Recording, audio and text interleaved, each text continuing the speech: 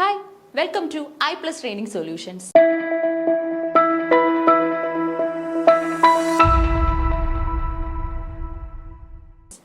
ഇംഗ്ലീഷുകാരെ സംബന്ധിച്ചിടത്തോളം എസ്പെഷ്യലി ഇംഗ്ലീഷിൽ ബി.എഡും അതേപോലെ തന്നെ ഗ്രാജുവേഷനും ഒക്കെ ഉള്ളവരെ സംബന്ധിച്ചിടത്തോളം അവരുടെ മുന്നിലുള്ള ഒരു സുവർണ അവസരമാണ് HST ഇംഗ്ലീഷ്. അതിനായിട്ട് I+ ടീമും തയ്യാറെടുത്തു കഴിഞ്ഞു. ആദ്യഘട്ടമായി നമ്മളിതാ നിങ്ങളുടെ മുന്നിലേക്ക് ഒരു വെബിനാറുമായി വരികയാണ്. അതിനായിട്ട് നിങ്ങൾക്ക് ചുവടെയുള്ള ഗൂഗിൾ ഫോം ഫില്ല് ചെയ്യാനായിട്ട് സാധിക്കും. കമന്റിൽ പ്രൊവൈഡ് ചെയ്തിട്ടുള്ള ഗൂഗിൾ ഫോം ഫില്ല് ചെയ്ത് കഴിഞ്ഞാൽ നിങ്ങൾക്ക് അതിനകത്തിലേക്കുള്ള എൻട്രി ലഭിക്കും. ഓക്കെ, സോ നമ്മൾ ഇന്നത്തെ ഈ ഒരു സെഷനിലൂടെ HST ഇംഗ്ലീഷിനെ കുറിച്ചാണ് പരിചയപ്പെടാനായിട്ട് പോകുന്നത്. അപ്പൊ നമ്മൾ ഇംഗ്ലീഷുകാരെ സംബന്ധിച്ചിടത്തോളം നമ്മൾ വെയിറ്റ് ചെയ്തിരുന്ന ഒരു ഗോൾഡൻ ഓപ്പർച്യൂണിറ്റി ആണ് ശരിക്കും പറഞ്ഞാൽ HST ഇംഗ്ലീഷ് അല്ലെ. അതായത് ഹൈസ്കൂൾ ടീച്ചർ ഇൻ ഇംഗ്ലീഷ് എന്ന ഒരു യോഗ്യതയിലേക്ക് എന്ന ഒരു തസ്തികയിലേക്ക് നമുക്ക് എത്താനായിട്ട് സാധിക്കുന്ന ഒരു സുവർണ അവസരം തന്നെയാണ് ഈ ഒരു പരീക്ഷ എന്ന് പറയുന്നത്. സോ അതിന്റെ നോട്ടിഫിക്കേഷൻ ഒക്കെ വന്നു കഴിഞ്ഞിട്ടുണ്ട് അല്ലെ. കേരള PSC HSA ഇംഗ്ലീഷിന്റെ notification HSA English notification 2025 was officially released on December 31st, 2024 അല്ലെ. അതായത് നമ്മുടെ 2025 ഈ ഒരു പരീക്ഷ വരാനായിട്ട് പോകുന്നത്. അപ്പൊ ഇതിന്റെ ഒരു നോട്ടിഫിക്കേഷൻ വന്നത് December 31, 2024 ഓക്കെ.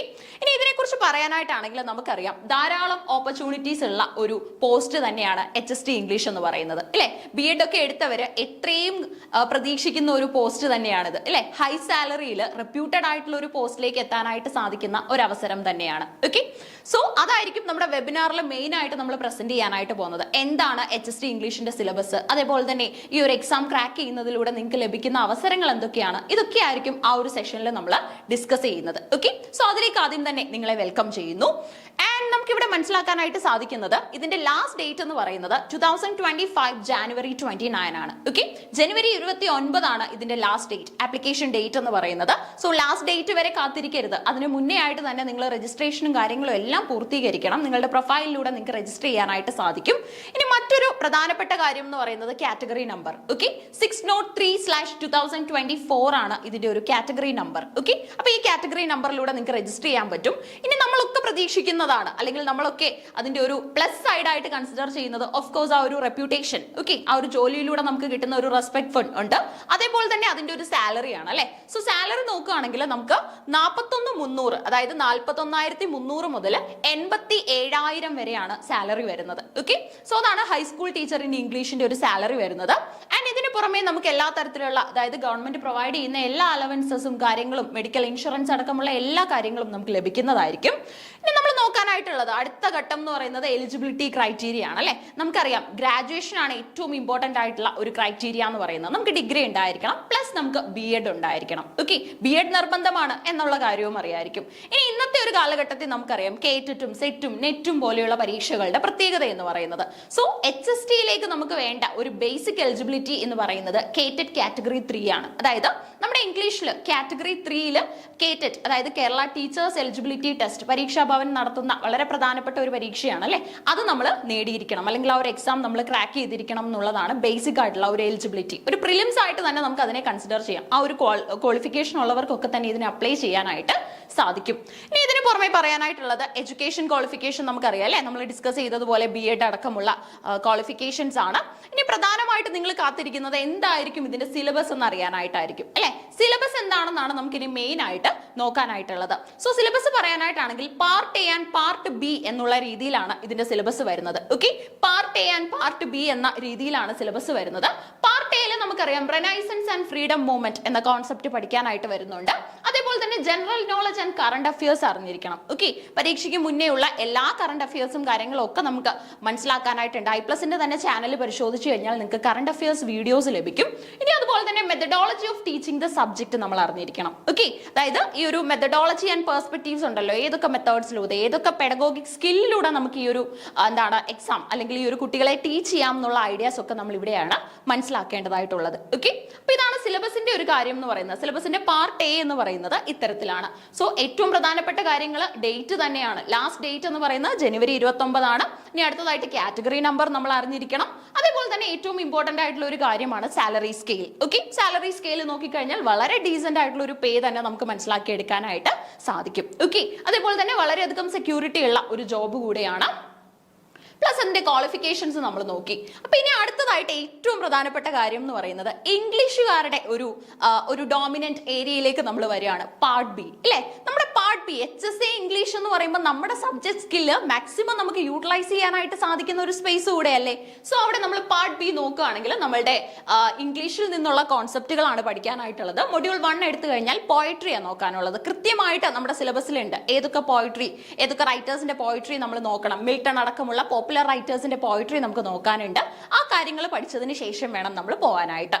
അടുത്തതായിട്ട് ഡ്രാമ. നമുക്കറിയാം ഇംഗ്ലീഷ് ലാംഗ്വേജിൽ ഡ്രാമയുടെ ഒരു പ്രത്യേകത എന്ന് പറയുന്നത് അല്ലെ, ഒരുപാട് പോപ്പുലർ ആയിട്ടുള്ള നാടകങ്ങൾ ഉള്ള ഒരു ലാംഗ്വേജ് തന്നെയാണ് ഇംഗ്ലീഷ് ലാംഗ്വേജ് എന്ന് പറയുന്നത്. സോ അതിന്റെ ഭാഗമായിട്ടുള്ള ഡ്രാമാസ് നമുക്ക് മനസ്സിലാക്കി എടുക്കാനായിട്ട് വരുന്നു. ശേഷം നമുക്ക് നോക്കാനായിട്ടുള്ളത് നമ്മുടെ മൊഡ്യൂൾ 3 ആണ്. മൊഡ്യൂൾ 3 വരുന്നത് പ്രോസും ഫിക്ഷനുമാണ്. പ്രോസ് എന്ന് പറയുമ്പോൾ നമുക്കറിയാം എസ്സേ ആണ് അല്ലെ.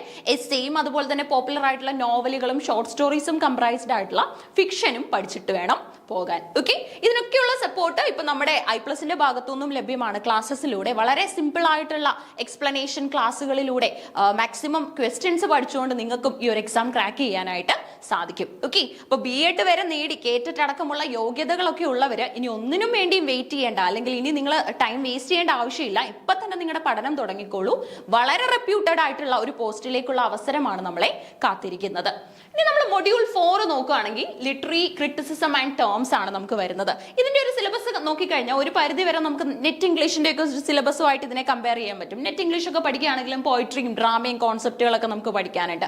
അതിന്റെ ഒരു അസോസിയേറ്റഡ് ഫ്രെയിമിൽ തന്നെയാണ് HST ഇംഗ്ലീഷിന്റെ ഒക്കെ തന്നെ സിലബസ് വന്നിട്ടുള്ളത്. ഓക്കെ, അപ്പൊ ലിറ്റററി ക്രിറ്റിസിസം ആൻഡ് ടേംസ് നമുക്ക് നോക്കാനായിട്ടുണ്ട്.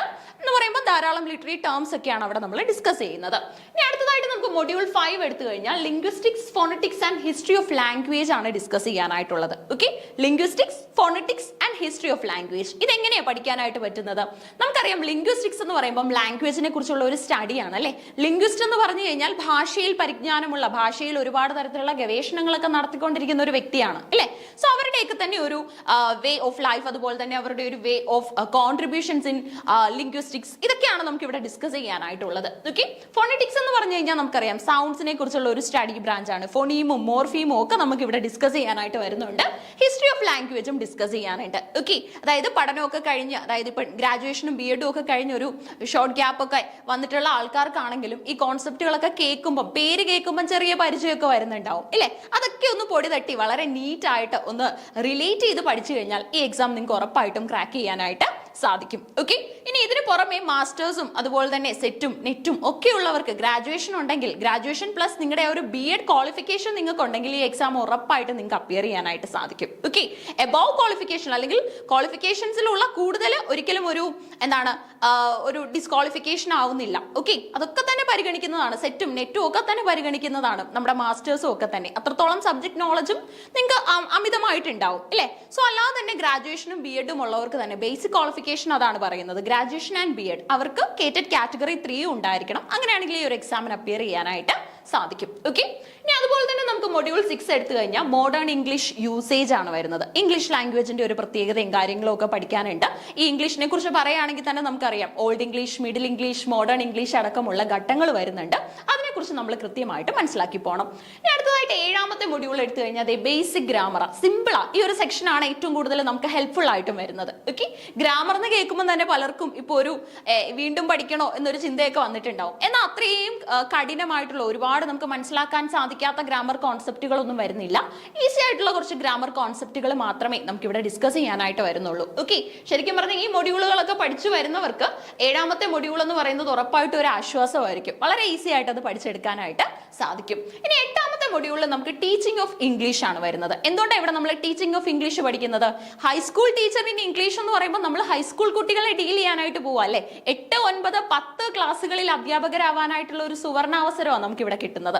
സോ അതുകൊണ്ടാണ് നമ്മൾ ടീച്ചിങ് ഓഫ് ഇംഗ്ലീഷ് കോൺസെപ്റ്റുകളും കൂടെ മനസ്സിലാക്കിയിട്ട് പോകുന്നത്. ഓക്കെ, അപ്പൊ ഇതാണ് ഒരു സിലബസ്, അതായത് നമ്മുടെ HST ഇംഗ്ലീഷിന്റെ സിലബസ് എന്ന് പറയുന്നത്.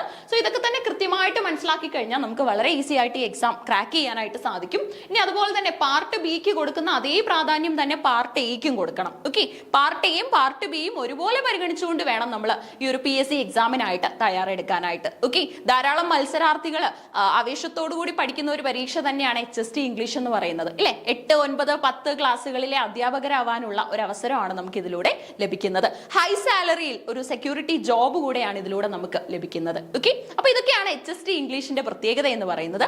വെബിനാറിലൂടെ കൂടുതലായിട്ടുള്ള കാര്യങ്ങൾ നമ്മൾ ഡിസ്കസ് ചെയ്യുന്നുണ്ടാവും. അപ്പൊ അതിനായിട്ട് താഴെയുള്ള ആ ഒരു ഗൂഗിൾ ഫോം നിങ്ങൾക്ക് ഫില്ല് ചെയ്യാനായിട്ട് സാധിക്കും. കമന്റ് സെക്ഷനിൽ പ്രൊവൈഡ് ചെയ്തിട്ടുള്ള ഗൂഗിൾ ഫോം ഫില്ല് ചെയ്ത് നമ്മളോടൊപ്പം വെബിനാറിൽ പങ്കെടുക്കുക.